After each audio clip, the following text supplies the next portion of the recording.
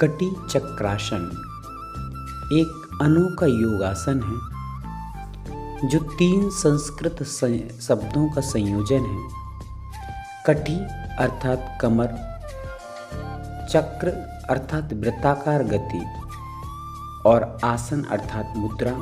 इसका मतलब है कमर घुमाने वाली मुद्रा।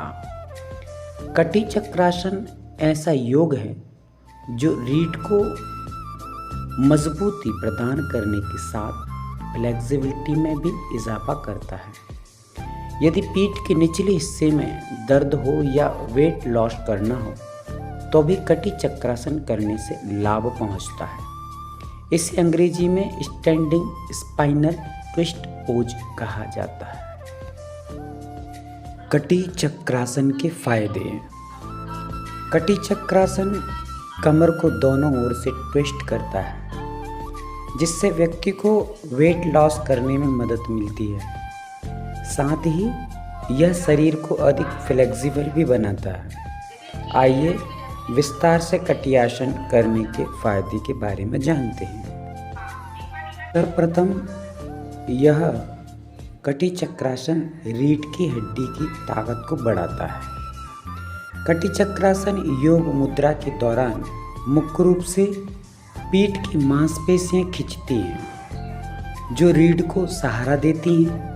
मांसपेशियों को लगातार जुड़ने और खींचने से लचीलापन बढ़ता है और रीढ़ की हड्डी की ताकत में सुधार होता है। इस प्रकार यह रीढ़ की समग्र लचीलापन और ताकत को बढ़ाता है।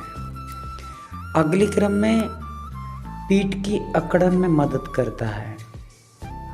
अगर आप डेस्क पर बैठकर काम करते हैं या पीठ की अकड़न से परेशान हैं तो कटी चक्रासन अकड़न दूर करने का एक शानदार तरीका हो सकता है।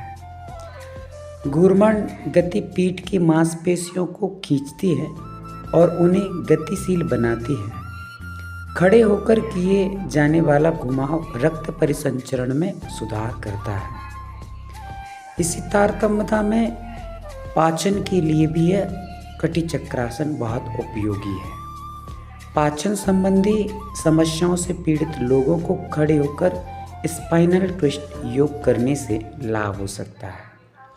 इस योग मुद्रा के दौरान पाचन अंग उत्तेजित होते हैं जिससे पाचन में सुधार होता है, अर्थात जठराग्नि बढ़ जाती है जिससे पाचन व्यवस्थित चलता है और शरीर का मेटाबॉलिज्म बढ़ता है। इसी तारतम्यता में शरीर की मांसपेशियों को टोन करने में मदद मिलती है इस कटी चक्रासन से। इस घुमावदार योग मुद्रा का एक और लाभ यह है कि यह कूल्हों और कमर की मांसपेशियों को लगातार सक्रिय करके उन्हें मजबूत बनाने में मदद करता है। यह शरीर की मुद्रा को बेहतर बनाने और पीठ दर्द को कम करने में मदद करता है। साथ ही साथ रक्त परिसंचरण को बढ़ाता है।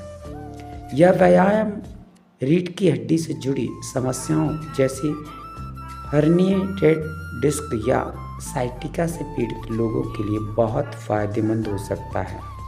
कटी चक्रासन व्यायाम रीढ़ की हड्डी के क्षेत्र में रक्त परिसंचरण को बढ़ाता है।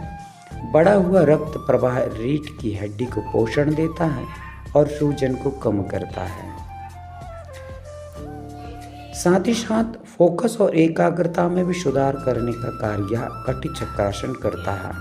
कटी चक्रासन को जब ध्यानपूर्वक किया जाता है तो यह ध्यान और एकाग्रता को बढ़ाता है। यह विश्राम को भी बढ़ावा देता है और तनाव को कम करता है।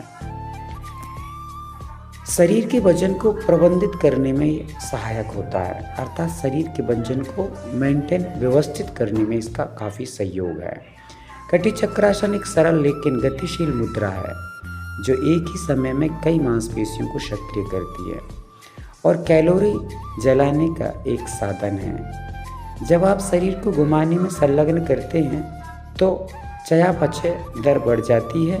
इस प्रकार इस योग मुद्रा का ध्यानपूर्वक अभ्यास शारीरिक गतिविधि को बढ़ावा देता है जिससे वजन कम करने में मदद मिलती है। कटी चक्रासन का खड़े होकर साइड स्ट्रेच आसन कुछ लोगों को नहीं करना चाहिए, खासकर उन्हें रीढ़ की हड्डी, हृदय या कलाई से संबंधित कोई समस्या है या वे गर्भवती हैं, तो उन्हें यहाँ कुछ स्थितियाँ दी गई हैं जहाँ आपको कटी चक्रासन नहीं करना चाहिए। सबसे प्रथम, पीठ या रीढ़ की हड्डी में चोट या दर्द पहले से हो। यदि आपको रीढ़ की हड्डी में चोट, हर्निएटेड डिस्क या साइटिका है तो आपको इस आसन से बचना चाहिए या अपने डॉक्टर की सलाह लेनी चाहिए।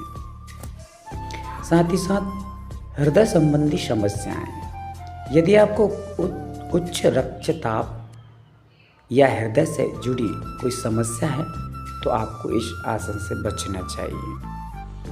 साथ ही साथ कलाई या कंधे में चोट, यदि आपकी कलाई या कंधे में चोट लगी है तो चक्रासन करने से स्थिति और भी खराब हो सकती है, इसलिए इस योगासन से बचना चाहिए। गर्भावस्था, गर्भवती महिलाओं को भी इस आसन से बचना चाहिए क्योंकि यह शरीर पर दबाव डालता है।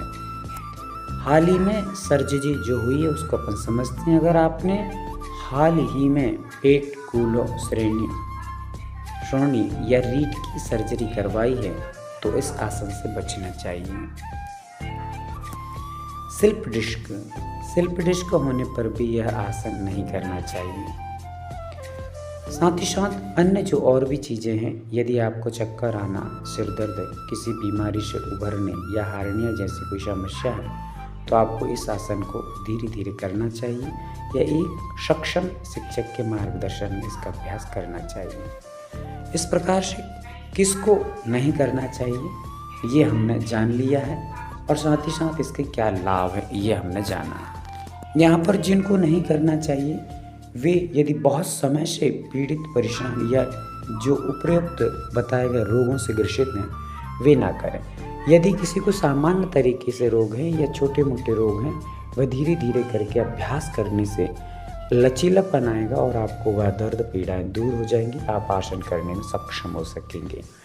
इसलिए जो पहले से रोगी हैं और काफ़ी समय से पीड़ित हैं वे इसको अवॉइड करना ना करें। साथ ही साथ धीरे धीरे जो छोटे मोटे रोगों से ग्रसित हैं वे करते हुए अभ्यास बढ़ाएं, उनको काफ़ी लाभ होगा। आइए आगे हम समझेंगे इसकी विधि क्या है, उसके लिए आगे की वीडियो को आप प्रयास करें देखने का।